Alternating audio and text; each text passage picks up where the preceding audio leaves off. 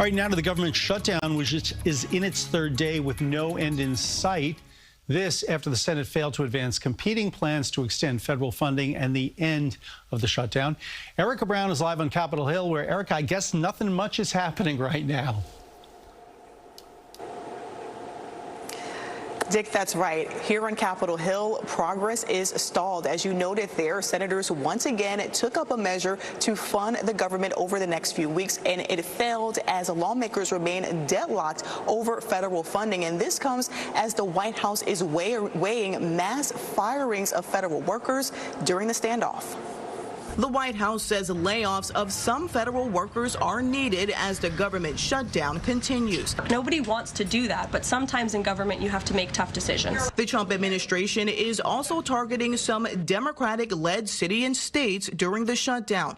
Earlier this week, the White House put a hold on $18 billion in funding for transit projects in New York. And Friday morning, Office of Management and Budget Director Russ Vought announced on social media that $2 billion in projects for Chicago is being frozen. Russ Vought is doing what he's been tasked to do in the midst of this government shutdown, which is to look at funds that need to be temporarily halted or need to be canceled. And Chicago is just another example of that. Friday, the Senate voted once again and failed to move forward with a short-term spending bill to fund the government until mid-November, extending the government shutdown. The yeas are 54 and the nays are 44. Republicans picked up 3 votes, but the bill still fell short of the 60 needed to advance the legislation.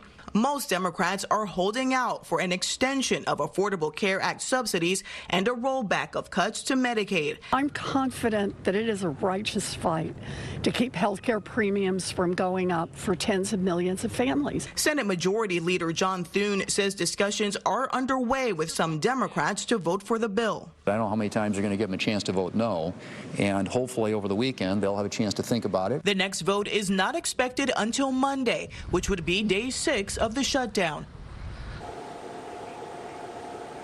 Now, at this point, there is no sign of any concessions that could lead to a deal to reopen the government. And the White House says President Trump and his top officials could soon decide on firing federal workers during the shutdown. Dick? Erica Brown on Capitol Hill. Erica, thank you. And for more on what's closed, live updates, and what to know about the government shutdown, just head over to cbsnewyork.com.